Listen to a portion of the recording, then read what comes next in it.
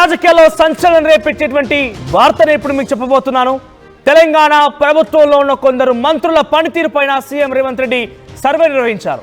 అయితే ఆ మంత్రుల పనితీరు బాగాలేదని చెప్పడమే కాకుండా త్వరలో వారందరినీ కూడా మంత్రి పదవుల్లో నుంచి తొలగించే అవకాశం కూడా ఉన్నట్టు తెలుస్తోంది.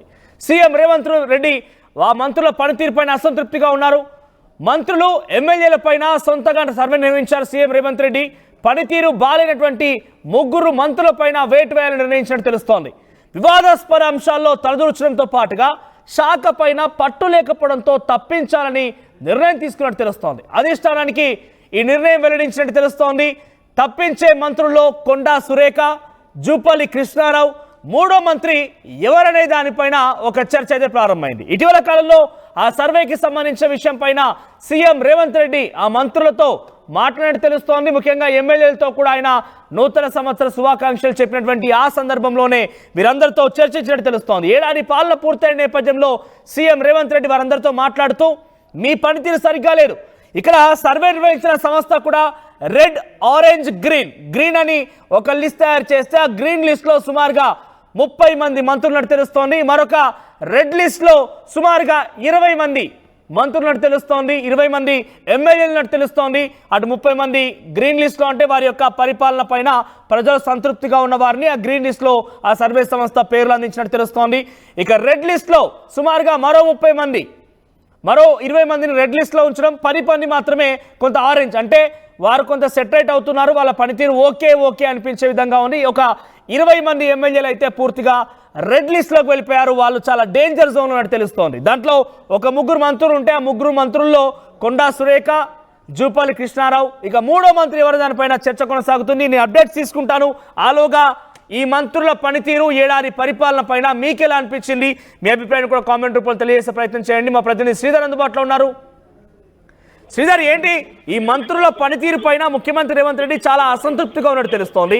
ఇప్పటికే 2 మంత్రుల పేరు బహిరంగ చర్చ కొనసాగుతోంది, కొండా సురేఖ, జూపల్లి కృష్ణారావు అని చెప్పి. 3వ మంత్రి ఎవరు? ముఖ్యంగా ఆ రెడ్ జోన్ లో ఉన్నటువంటి ఎమ్మెల్యేల పనితీరు పైన రేవంత్ రెడ్డి ఎలా సీరియస్ అయ్యారు? వాళ్ళ పనితీరు ఎలా మార్చుకునే అవకాశం ఉంది? ఏమన్నదటు శాఖల పైన పట్టు, ఒకవైపు ఆ పూర్తి స్థాయిలో ఆ మంత్రుల పనితీరు పైన కూడా 3 మంత్రుల పైన ముఖ్యమంత్రి రేవంత్ రెడ్డి అసంతృప్తితో ఉన్నారు. అసంతృప్తితో ఉండడమే కాకుండా వారిపై వేటు వేయాలనే ఆలోచనలో కూడా ఒకవైపు ముఖ్యమంత్రి కూడా దాని పట్ల థింక్ చేస్తున్నట్టు తెలుస్తుంది. ఇదే విషయం పట్ల కూడా మంత్రివర్గ విస్తరణకు సంబంధించి ఇప్పటికే కాంగ్రెస్ లో జోరుగా చర్చలు జరుగుతున్నాయి. దీనికి సంబంధించి హైకమాండ్ వద్ద కొత్త మంత్రులు ఎవరైతే వస్తారో వారికి సంబంధించి ఎక్స్టెన్షన్ లో వారితో పాటు ప్రస్తుతం ఉన్నటువంటి మంత్రుల్లో పనితీరు బాగాలేని, శాఖపై పట్టులేనటువంటి 3 మంత్రుల మీద కూడా చర్యలు తీసుకోవాలని చెప్పి హైకమాండ్ కు రేవంత్ చెప్పేటువంటి ఆలోచనలో ఉన్నట్టు సమాచారం. ఇందులో ప్రధానంగా చూసుకోవచ్చు, ఒకవైపు కాంగ్రెస్ రాష్ట్రంలో అధికారంలోకి వచ్చి ఏడాది అయింది. ఏడాది పాలనలు కూడా ప్రజలకు కాంగ్రెస్ ఇచ్చినటువంటి హామీలు ఏవైతే ఉన్నాయో వాటిని ప్రజల్లోకి కొంత అమలు చేసేటువంటి ప్రయత్నం చేస్తుంది. వాటే కాకుండా వివిధ శాఖలకు కూడా ఉన్నటువంటి మంత్రులు ఆ శాఖల పైన కూడా పూర్తి స్థాయిలో పట్టు సాధించకపోవడం, ఆ శాఖల పైన కూడా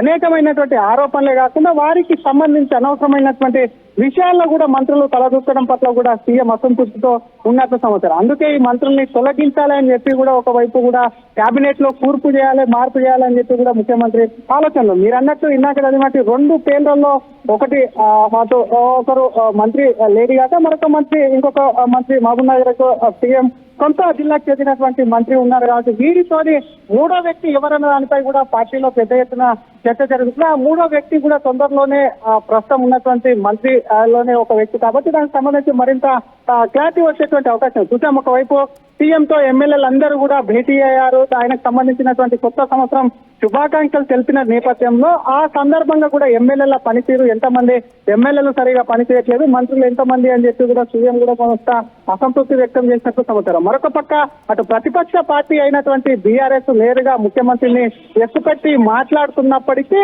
అటు మంత్రులు కానివ్వండి, మరొక పక్క ఎమ్మెల్యేలు ఎవరు కూడా దాన్ని తిప్పి కొట్టట్లేదు. ముఖ్యమంత్రి పైన, ప్రభుత్వం పైన, అలాగే పార్టీ పైన చేస్తున్నటువంటి ఆరోపణలు, నేరుగా బీఆర్ఎస్ చేస్తున్నటువంటి ఆరోపణలు తిప్పికొట్టడంలో విఫలము. శాఖల పైన పట్టు, పూర్తి స్థాయిలో అటు గ్రౌండ్ లో గెలిపించినటువంటి కార్యకర్తలు కాన్స్టిట్యున్సీకి సంబంధించి కూడా అందుబాటులో లేకపోవడం, ఇవన్నీ అంశాలు ఏవైతే ఉన్నాయో వీటన్నిటితో కూడా పరిగణలోకి తీసుకొని సీఎం కూడా వారి మీద వేటు వేశారన్న చర్చ జోరుగా కాంగ్రెస్ లో సాగుతున్నటువంటి సిచ్యువేషన్ ఉంది. మరి ఎప్పుడు వీళ్ళని తొలగిస్తారు? ఇందాక చెప్పుకున్నటువంటి ఇద్దరు మంత్రులు ఎవరైతే ఉన్నారో ఇద్దరు మంత్రులు కాకుండా మరొక మంత్రి పైన కూడా వేటు పడేటువంటి అవకాశం ఉంది. కాబట్టి వీటన్నిటిపైన కూడా పూర్తిగా స్పష్టత వచ్చాకనే ఒకవైపు కేబినెట్ కూర్పు కొత్త కేబినెట్ మంత్రులు కూడా వచ్చేటువంటి అవకాశం ఉందని చెప్పి కూడా కాంగ్రెస్ నేతలు అంటే శ్రీధర్, ఇప్పుడు సీఎం రేవంత్ రెడ్డి నిర్వహించినటువంటి ఈ సర్వేలో ఆ మంత్రులు ఎవరైతే వారిపైన కొంత వాళ్ళ పర్ఫార్మెన్స్ బాగాలేదన్నట్టుగా ఆయన సర్వేలో తేలిందో, ఇద్దరు మంత్రులు కొండా సురేఖ, జూపాలి కృష్ణారావు, ఇంకొక మంత్రి ఎవరనే క్వశ్చన్ తో పాటుగా ఈ మంత్రులకు కేవలం మీద ఒక వార్నింగ్ ఇచ్చి సెటరైట్ కమ్మని చెప్పి ఒక వార్నింగ్ లా భావించాలా, లేదంటే మీరు పక్కగా మీకు మీ స్థానంలో కొత్త వారు వచ్చే అవకాశం ఉందని వార్నింగ్ ఇచ్చారు? అంటే వాళ్ళకి ఎట్లా ఇండికేషన్ ఇచ్చారనుకోవాలి?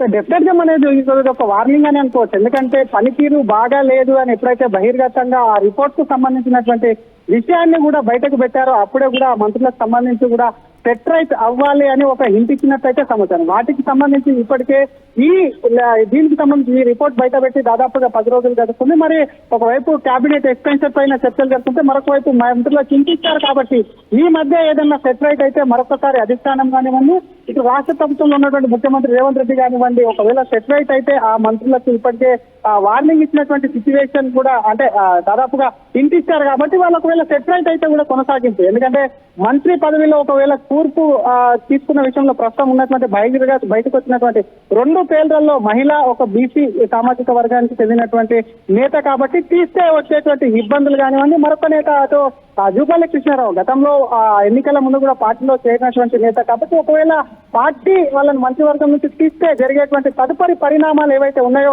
వాటన్నిటిని దృష్టిలో పెట్టుకొని కూడా వాళ్ళ మంత్రి పదవులకు కూడా ఎసరు పెట్టేటువంటి అవకాశాలు కూడా లేకపోవడం లేదు. ముఖ్యంగా అటు ఎందుకంటే ఏడాది కాలంగా కూడా కాంగ్రెస్ పైన ప్రజల్లో వ్యతిరేకత ఉందని ఇప్పటికతో అధిష్టానం కూడా భావించిందని చెప్పి కాంగ్రెస్ నేతలు కొంతమంది చెప్తున్నటువంటి సిచ్యువేషన్. ప్రస్తుతం ఉన్నటువంటి రాష్ట్ర ప్రభుత్వంలో మంత్రులందరూ కింది స్థాయిలో ముఖ్యమంత్రి ఇంప్లిమెంట్ చేస్తున్నటువంటి స్కీమ్స్ కానివ్వండి, అవలంబిస్తున్నటువంటి విధానాలను ప్రజల్లోకి తీసుకెళ్లడంలో మంత్రులు కీలక పాత్ర పోయించాలి. ప్రతిపక్షాలను కూడా ఎప్పటికప్పుడు ఎత్తిపెట్టి మాట్లాడుతుండాలి. కాబట్టి వీటన్నిటిని కూడా విఫలమైనటువంటి మంత్రుల పైన కూడా ఖచ్చితంగా వేస్తామని చెప్తున్నా. వాళ్ళకి ఒక వార్నింగ్ దీంట్లో చదువుకుంటే మాత్రం డెఫినెట్ గా కొనసాగింపు కూడా ఉండే అవకాశాలు ఉన్నాయని చెప్పొచ్చు మనకు. రైట్ శ్రీధర్, ముఖ్యంగా ఎమ్మెల్యేల విషయం ఏంటి అంటే సర్వే సంస్థ రెడ్, ఆరెంజ్, గ్రీన్ జోన్ల వారీగా వాళ్ళ లిస్టులు తయారు చేసినట్టు తెలుస్తోంది. సో మంత్రుల సంగతికి ఒక రకంగా వార్నింగ్ అనుకుంటే కనుక ఎమ్మెల్యేల పనితీరు పైన ఏం చెప్పాలనుకుంటారు, ఎమ్మెల్యేల పనితీరు ఎలా మార్చుకోవాలని నిర్దేశించినట్టు తెలుస్తోంది. అంటే సుమారుగా 20 నుంచి 25 మంది ఎమ్మెల్యేలు కూడా రెడ్ జోన్లో ఉన్నట్టు తెలుస్తోంది. కాబట్టి వారి పనితీరు పైన ఆయన ఎలా విశ్లేషించారు?